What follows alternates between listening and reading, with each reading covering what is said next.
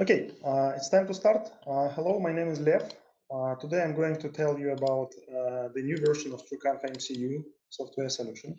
Please send me a message to chat if you can hear me. I will share my screen. I will stop this slide deck. Just a moment.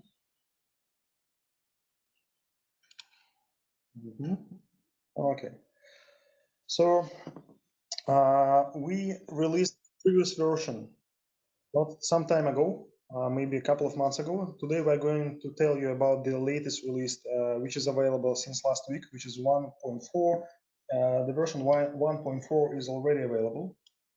Before we proceed, I'd like to outline the differences between the MCU solution and the server solution. If you are familiar with TrueConf products, you have noticed before that we have a server and we have an MCU. So it's basically we have two servers for video conferencing, on-prem video conferencing solutions. So the difference between these two servers are very simple. We position TrueConf server as a scalable software solution which uses new architecture, which allows us to connect thousands of desktop and mobile users and web users into unlimited number of meetings simultaneously on a regular hardware. While MCU is very different. This product is intended to be used. Hello, Rodolphe. Please come join me on the podium. While MCU is designed to be used with legacy equipment. So many of our customers still have a lot of legacy equipment manufactured by companies like Poly, Cisco, Huawei, Yealink, Avaya, Red Vision. Some of them even use very old and antique video conferencing solutions like Ptz, for example, or Red Vision. So we're very happy that we are able to help our customers. Just a moment, Rodolphe, hello. Hello, everyone. Let me see you. Yeah, nice background. Hello. Thanks. Rodolphe is our head of partnership relations and channels, global channels. Nice to see you today. Okay, so thanks, Lev. I can hear the birds singing. Is it come from your side? Very interesting. So this solution is like any other solutions we do, is free to use for a limited number of connections. So the free version of MCU is available for up to 4 participants. If you need more, you have to buy a license. But basically, the license for MCU is even cheaper than the gateway, which is built into the server solution. So if you'd like to connect legacy equipment, we advise you to use an MCU because this product is intended to be used with legacy equipment, and it is even more affordable than the gateway and offer more features, more capabilities to control meetings for SIP and H323 equipment than the gateway, which is built into the TrueConf server. This product was released 2 years ago. It is pretty powerful at the moment, and we continue to add more and more features. So if you have any questions for this particular product, feel free to ask them in chat or any other TrueConf related questions. My colleagues will help you to answer them. The recording of this webinar will be available. So the background, I hope you understood the background. So let's continue with updates. So what I have here is the demo version of our latest version of the MCU. If we go to About page, we see that the version is 1.4. This is the latest version, which is just downloaded from our website and activated with the full license. So every MCU comes along with a web interface. And the important thing you have to notice about MCU, it is a Debian-based solution. It is not Windows Server solution like TrueConf server. It is intended to be used on virtualized or dedicated Linux environments. And so far we offer full support for Debian 9 and Debian 10 platforms, which is quite popular. Later, we're going to add support for Red Hat as well. But as for now, we offer a DAB package for Debian platforms, which is, I believe, is one of the most widespread Linux distros on the planet. So that's why we chose it. So the first thing to cover is the updated panel for conference management. So this is something, if you tried MCU before, is very familiar for you. The main idea here is to allow administrators, we actually, in terms of MCU, we call them operators, to easily manage multiple meetings. Because in the legacy world, in the world of traditional conferencing, when we manually manage layouts, we manually manage a lot of things for our participants, we have to offer operators the greatest wonderful tools to help them easily manage conferences for legacy equipment. Because legacy equipment, if you have a look at a regular hardware appliance like, let's say, Poly Real Presence HDX or Cisco S6 series. So basically, a user in a room, they don't have much options to control the meeting. They usually only use the mute button on the microphone, and that's it. While everything else is being controlled by an operator.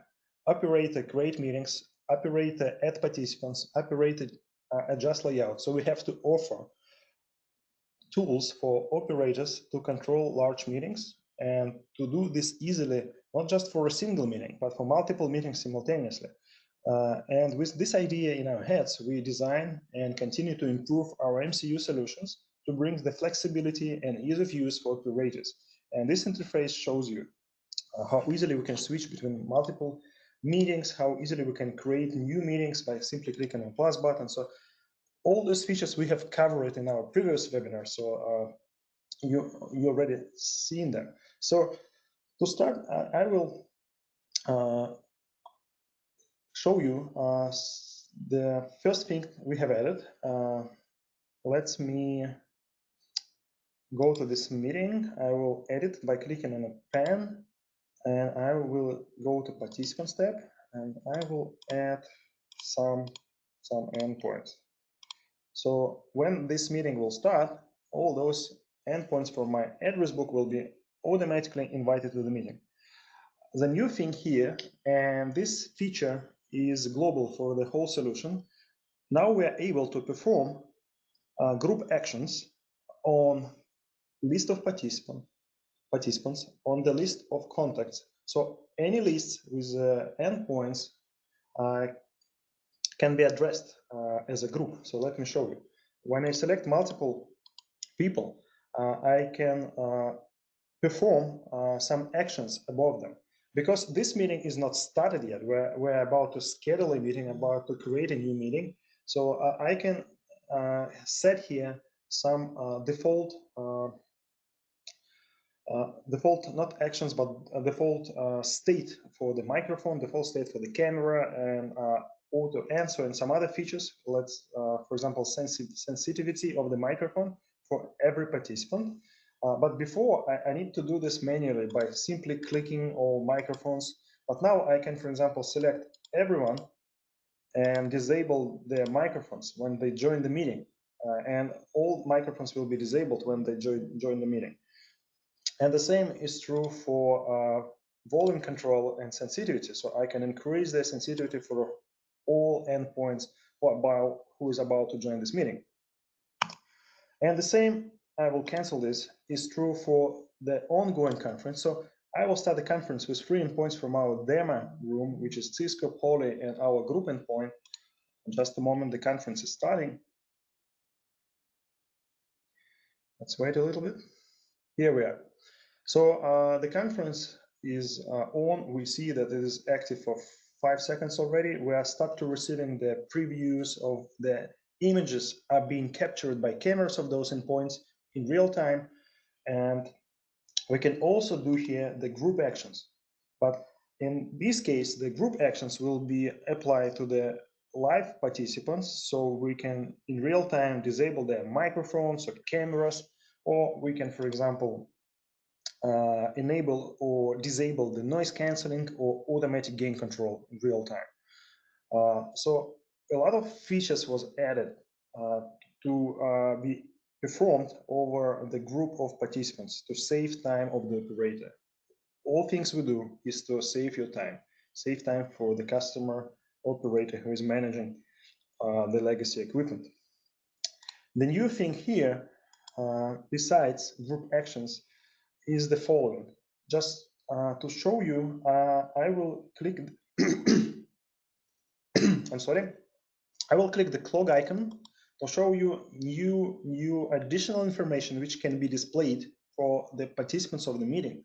For example, if I enable audio codec information, video codec information, resolution information, you will see that the list of participants become larger because we are right now seeing some basic diagnostic information in real time in the list of participants. So we don't need to go in any settings. We don't need to open any pop-up windows. We're accessing the real-time data on the same page. So we can see the codec information, resolution information, and even bitrate. So we can see in the parenthesis, you can see the audio bitrate and video bitrate being sent or received by every endpoint in real time. And you can enable or disable this. We can, for example, leave only a video resolution information here. Another big update is for endpoint preview pop-up, which is information about the connection. So right now in this meeting, I have 3 endpoints. So if I click Cisco SX20, for example, I will change my scale ratio on the browser. Just a moment. Here we are. So here we can see the totally new window with a lot of tabs, and every tab provides access to most common actions and information which we usually need from the endpoint to provide some troubleshooting or to manage the endpoint. So the first page is a general page where we can see the information about the device we're connected to, the address of this device, the bit rate is being delivered to the MCU from that device, the connection quality, and etc. We also added a Ptz Functions Control right here because this tab shows the I'm sorry, I need to drink a coffee. Yeah, that's much better. So hope that it's not Corona.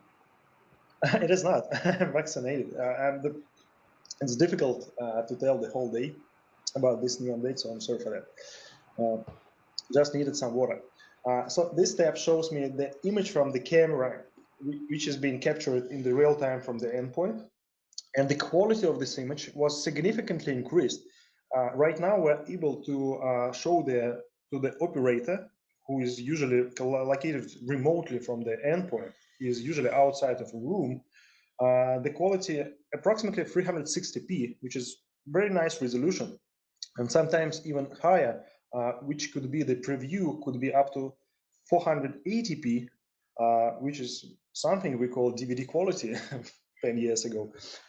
And we can see the same nice quality not only for the general tab. If we go to the layout tab, the MCU will render for us the copy of the image which is being sent to that endpoint. This is something absolutely the same being rendered on the main screen of the endpoint, and we in the very nice quality can preview what's going on the endpoint. So we can use this information to adjust layouts. We can use this information to send text messages, for example. Just some basic troubleshooting is very helpful with a better quality for these previews. And of course, we have some other things.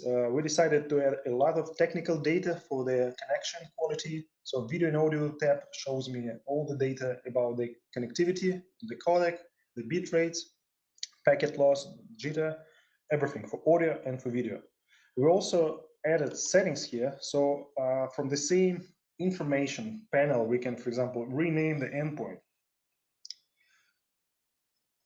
Let's add a good one to the name of the Cisco endpoint.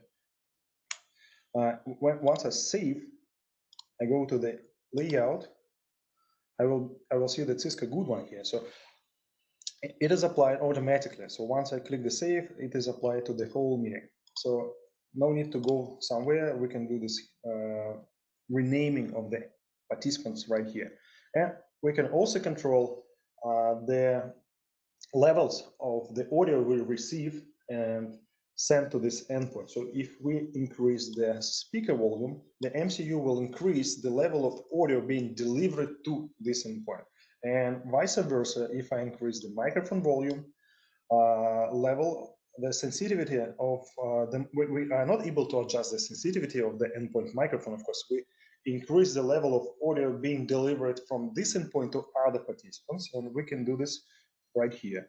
We also have very nice built-in algorithms for noise cancelling and automatic gain control, which could be applied for whole meeting or for specific participants. So don't be shy. We ask you to enable them. They usually provide very nice quality and really improve the audio for especially old endpoints. So that was the new information tab, information window for every connection we have in a meeting. And the last thing we missed in this information window is the content tab. So let me start the content sharing session. So it is very easy to do. We need either to send the content from the endpoint, or we can simulate this and send the content right from the MCU to all participants. For that, I need to go to the content sharing window, and instead of sending content into the layout, video layout, I'd like to send the content into the content stream. That means by means of protocols BFCP and H239, we can deliver a secondary stream to every endpoint. So I will select a beautiful image like this one. Let's wait a little bit while the second content is being initialized. Here we are. The content stream is being delivered for all conference participants right now. So I can go to the information window here, to the layout, for example. So no content on the layout, but we see the content which is being delivered from the MCU to this participant in real time in a preview panel. And now this content tab is active, and we see the presentation preview, of course, slide deck preview, and the information about the content stream. So it is very nice, HD quality, 15 frames per second, 800 kilobits per second content stream being delivered from the MCU. That's a new information window. So please pay attention that starting from this version 1.4, we display you the preview instead of avatars of the endpoint. So if we don't have a video stream from the endpoint, we will show you the avatar. But if we are receiving any video stream from the endpoint, we show you the preview right here. So it's very easy to see, and not even to see, it's very easy for operators to find the right participant. So we can select participant to manage, to adjust his layout, for example, not by looking for a specific name, but by trying to find a familiar image from the layout we see in the meeting room. This is like a very subtle thing, but it improves significantly the speed with which you are looking for the right participant to manage. Another thing we changed here is some icons being rearranged. So I will make this a little bit larger for you. So we decided to hide the icon which made a specific participant larger in the layout. We decided to move this icon here. So if I hover over any participant, I will see this corona icon. So we took this idea many years ago, so it is not connected with this pandemic situation. So it's like the very fast thing to make someone larger in a meeting.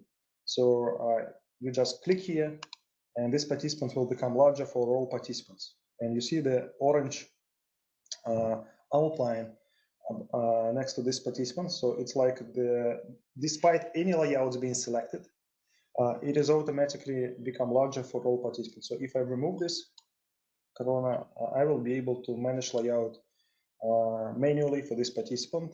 And this is another new feature. So now I have a direct access to the custom layout for specific endpoint. So instead of creating a global default layout for all participants, I can, with a single click, it was available before, but it was buried in the settings. So in a single click from the main list of participants, and I can now able to create a custom layout for a specific participant. So let me create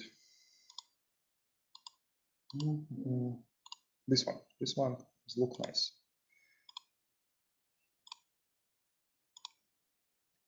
So we have created a layout. Let's go to the Cisco and check the layout. Here we are. So nothing new here. We just tried to make this feature, custom layouts, closer to the operator. It now requires less clicks because we can do this faster, adjust layout for every endpoint. And this is the main action. So the operators, they usually what they're doing during their meetings is constantly creating templates for layouts and adjusting layouts in real time. So this is very important to allow an operator to create a layout or enable layout with a single click. So once the layout is created, I can see that my custom layout icon is filled with a color. If I click it, I can disable it, automatic. And if I don't need it, I can delete it. So please pay attention. In MCU, we can create an infinite number of layouts for all participants. We can even create a specific layout for the recording. And we have a special feature for recording. So when nobody is sending any content to the meeting, the general layout is being applied for the recording. But if someone will start to send the content, a specific content layout will be enabled. So, and the single video file of the meeting will contain two different layouts which are changing automatically based on the availability of the content stream in the meeting. So that brings a lot of flexibility for operators. Okay, so that was the new and updated participants management list. Another new feature here is an ability to drag and drop participants from one meeting to another meeting. So if I grab the Cisco and move it to another meeting, which is not started yet, it won't be possible to do.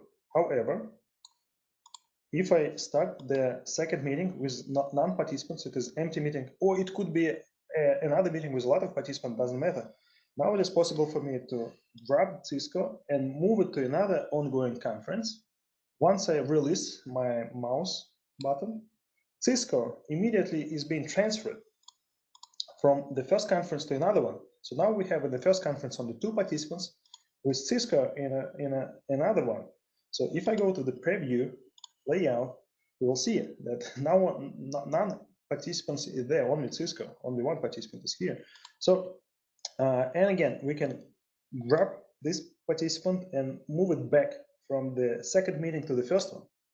So extremely easy to do, very powerful feature. So it brings us a lot of flexibility. So for example, we can create like a waiting room, like a green room, where we gather participants, and when our participants are ready, we drag and drop them from first meeting to another meeting where the action is being performed, while all the settings for sensitivity, for loudness, for microphone levels, for enable to disable camera or microphone will be preserved. So when we move one participant from one meeting to another meeting, all information is being preserved and all the settings is being preserved. So this is very useful for management of large meetings. And because we do support, as you already know, the group actions, so we can select all participants and move them, all of them, to another meeting simultaneously. Oh, and now we have like a status report meeting with all participants from the previous conference, while previous conference is empty, none are there. Content stream is not being transferred, only participants are being transferred. So let's move them back. I can drag and drop multiple participants as well. So again, very powerful UI. Well, so the next new feature is the ability to select, let me create a new meeting. So when you create a meeting or edit a meeting which is not started yet, It is now possible to select the recording quality for that meeting. So before we applied the global settings for the recording quality, but right now we can select the quality for the specific meeting, so it could be customized.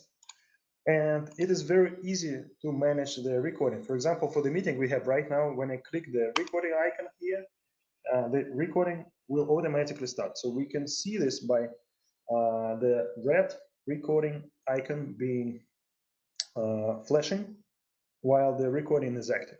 Once I hit here again, the recording session is being stopped, and the recording is automatically added to the list of recorded files on the server, on the MCU. So here we are, media files, recordings. Here we have our recording we just created. Another new feature is the log meeting. So it is very common that a lot of malicious software on the net, they're trying to reach your SIP endpoints because SIP protocol is very vulnerable to the threats. And there's a lot of automatic software in the net which tries to place calls on any available SIP endpoint. So we offer two very advanced features here. First of all, we have built-in protection for spam calls. So our MCU automatically detects spam call from any other important calls from other endpoints. So because MCU can add any number of participants to the meeting, it could be up to 150 participants per meeting. Sometimes it happened that some other audio calls from spam SIP robots are being added to the meeting, so we do not allow malicious software to do this. And another mean to control this, we can lock the meeting. So once we lock the meeting, it is not possible for anybody to reach it. This meeting won't be accessible by PIN from the welcome page of the MCU, or it could be addressed by direct calling of the virtual room, so this meeting will be locked. So you are pretty safe, and nobody will distract your participants for this meeting. That's another new feature. So I will release this conference. And another new thing is ability to share the information about the call link to this meeting. So sometimes it is required to transfer this information to another operator in another office who is trying to reach your meeting. So you can use this information. Just not to think about where to find it, just click here, copy, paste, send over WhatsApp, for example, or Facebook Messenger to your party in a remote location to help to join the meeting you'd like to have this remote participant to join. Okay, so another new thing is connected. Check this. I have a slide deck. Let me check the slide deck. Yeah, statistics. So if we go to the real-time monitoring in the settings, so now we are able to see in real time what's going on with the resources available on the machine or virtual machine where MCU is being used. So please pay attention that we offer 3 different metrics for the CPU resources. So CPU load is usually affected by some other operating system processes. It is not very reliable to use CPU load to understand the capacity, available capacity of your MCU. That's why we create our own metric, which is called reserved resources. So this metric actually shows you the effective load on the MCU. And you can understand by having a look on this metric how many other participants, how many other layouts, how many other conferences the MCU could handle at the same time. And this metric is created only after the calibration process of our server. And the calibration process is very important. I will explain you why. So once you install the MCU, you have to, on the new machine, start the calibration process. Please don't do this during working hours. It will require up to 2 hours to finish. So it took some time, it takes some time. The calibration is very important. Once you change the hardware or virtual machine, you have to run the calibration again. What calibration does?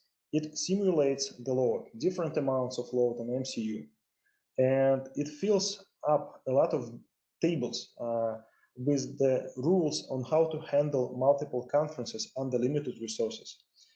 In other words, if you calibrate it properly, the deployment of MCU, when you run a lot of conferences, when you don't have any resources available, the calibrated MCU will automatically try to preserve all meetings, all ongoing meetings, and preserve all connections with all participants by decreasing the quality of all participants. And to properly decrease the video quality, first of all, we decrease the resolution. After that, we decrease the frame rate. And only after that, we try to save bandwidth for audio. So audio is a priority number one. So the properly calibrated MCU server will gracefully decrease the quality for all participants if the MCU machine, if the host don't have enough resources. Without calibration, your users might see issues with bad audio video experience. So once you deploy the server, the MCU, please do the calibration. It is important. Okay, and you can always have, you can always see the effectiveness, the effective load all the time on the top panel of the MCU here, where is my mouse is located. So right now we have like in the low 23% with two ongoing conferences with 3 participants in total in all conferences. Okay, so it was the real-time monitoring section. And yeah, we are almost done.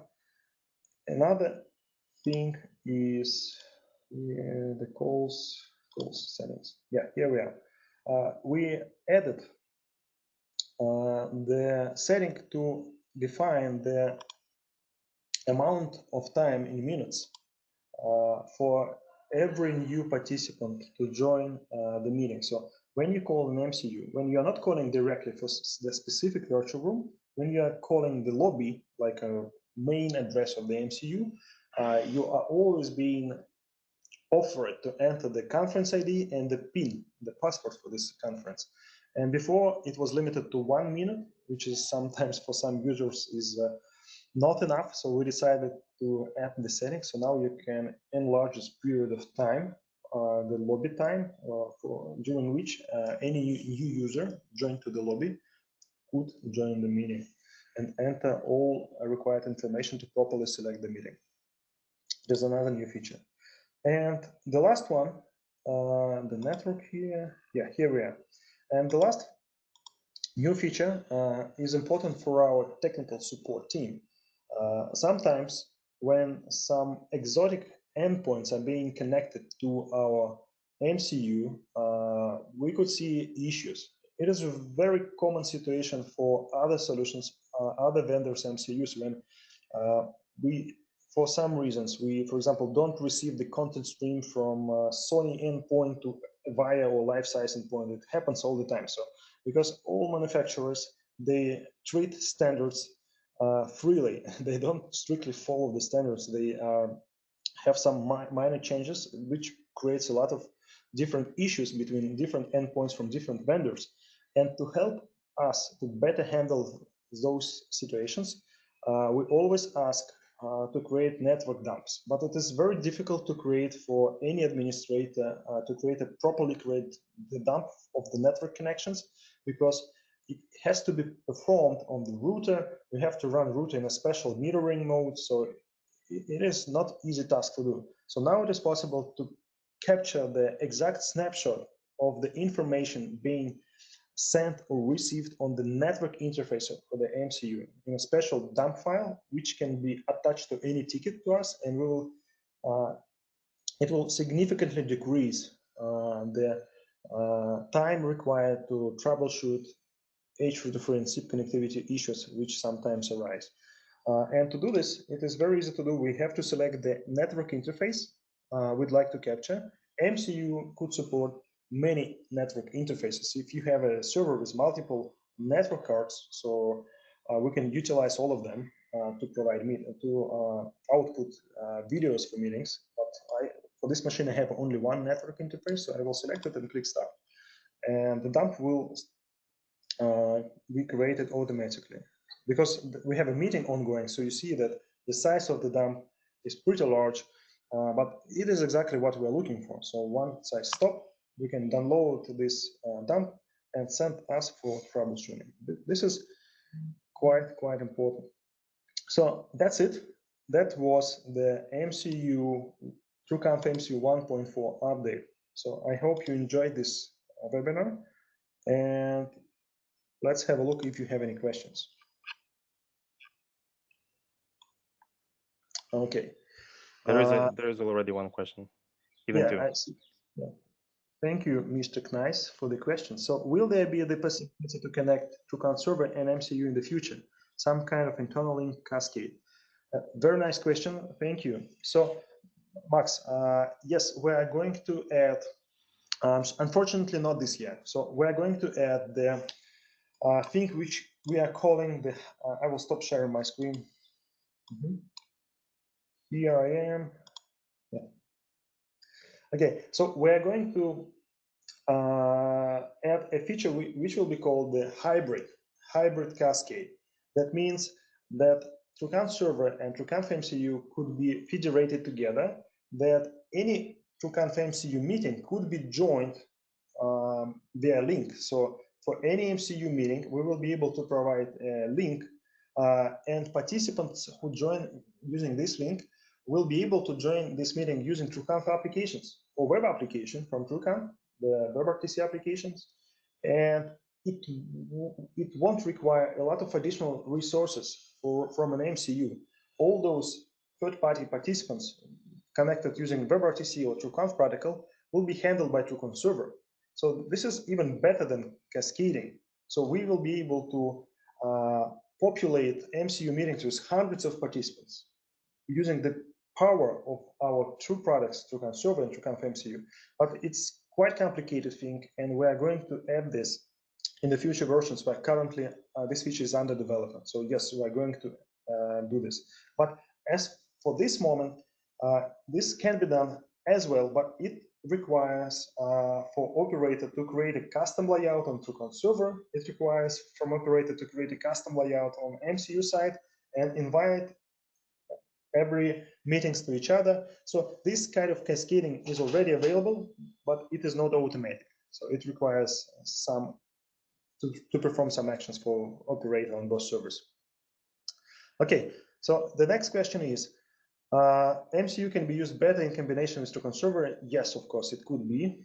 Otherwise, I always have to treat the MCU server as an external device. Yeah, it is.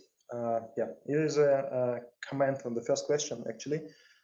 You have to. So for TrueConf server, any third-party endpoints, any third-party systems are always treated as systems which are connected to the gateway. That's why you have to put H33 or SIP prefix for such calls because they are not running our own protocol.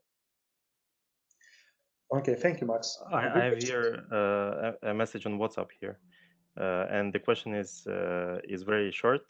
Basically, it's why is the number of connections limited by 64 in our price list on the website for MCU? We can do more actually, but for MCU solution, it is very rare situation when customer needs more connections. First of all, for 64 connections, it will require you to run a virtual machine across a couple of dedicated machines, or you have to use a lot of large CPUs. So even 64 is not something very common. The typical deployment size for MCU is like 16, 12 ports. So not very often customers need more, but if it is needed, it could be scaled. The MCU could handle up to 150 connections, so it could be scaled. But you have to think about the system requirements because MCU is not server. So we basically need a logical core or virtual core on the CPU for every unique layout. And for MCU meetings, every participant visible on screen is served with a unique layout. So for 64 connections, it will probably require at least 48 cores on the server. This is something not very common. Thanks. But for TrueConf server, nothing special will be required. So any regular CPU will be able to handle this if we connect using our applications, not equipment in the rooms, of course. So MCU is for room equipment, for Cisco, for Poly, for Huawei, for Yearning, for Lifesize, etc. By the way, this time we have so many features in TrueConf MCU, especially this drag and drop looks like a magic when we're dropping the user to another conference. And it seems like some features from TrueConf MCU would be even wanted maybe in some other products, like TrueConf Server, for example. Or is there any differentiation and there is no need to add these features because they are for different purposes? Yeah, it could be done. So what we're going to do later is to unify the control panels. I won't tell you it will happen next year. So this is something distant future. Of course, we told you before that the ultimate goal is to combine two products together. But at this moment, they are very different. So we are going to add hybrid cascading at the first, and we will see what else will be required. But as for features, feel free to ask us what features you need for server, for MCU, for any other TrueConf products. We have a very nice chat in Telegram for our end users. We have a very nice chat in Discord for our channel partners. So feel free to ask what you need, and we will put this into our roadmap. We'll listen carefully for all suggestions. But for the drag and drop feature, this is something not very required for the TrueConf server, because in TrueConf server, the user using desktop application, he can hang up, he can call other meeting, he can follow the link, he can see another participant in his address book who is a host and running another meeting. So we can double click address book and join immediately another meeting. So this is something TrueConf server user can perform easily. But for Cisco endpoint in your room, this is something quite difficult to do. That's why we need tools for operators to assist those typical tasks like drag and drop from one meeting to another. It's not very easy to do using touch panel or infrared or Bluetooth remote controller, especially if you don't know who is running another conference and you don't have an invitation. It is usually complicated for users in the room. That's why we do this for MCU first. Okay, great. Thank you. Okay. Any other questions? No questions so far. Good. Nice to see our partners, Bjorn, Arjun. My apologies. One more question, because I've got from one of our partners, and he said that he had to disconnect earlier because it's late already in Asia, and he asked if there will be a recording. Of course. Yes. So the main idea of all our webinars is to make recordings, actually, not the webinar itself. The recording will be available, of course. Good. Thanks. Thank you. Okay, guys, that's it. We spent 45 minutes of your time for this new update. I hope you enjoyed it. Feel free to try the MCU. Please offer this product to your customers. It costs nothing. It is very nice and one of the most powerful MCUs on the market. So we will value any feedback you will receive. I wish you to be safe. It is a difficult time. I hope to see all of you next year on ISE or during Mobile World Congress. We are going to be there in February in Barcelona. So if you missed us, so please have a look on those events. It will happen quite shortly. So please follow our updates. We expect to have a release of the new version of our server very soon. So I hope this year we will see each of you one more time for TrueConf Server 5.0 update. That's it. Have a nice day, have a nice evening, and hope to see you soon. That was fantastic. Thank you, Lev, and goodbye, everyone. Thank you, Rodolphe. Thank you, Rodolphe. Yeah. See you guys.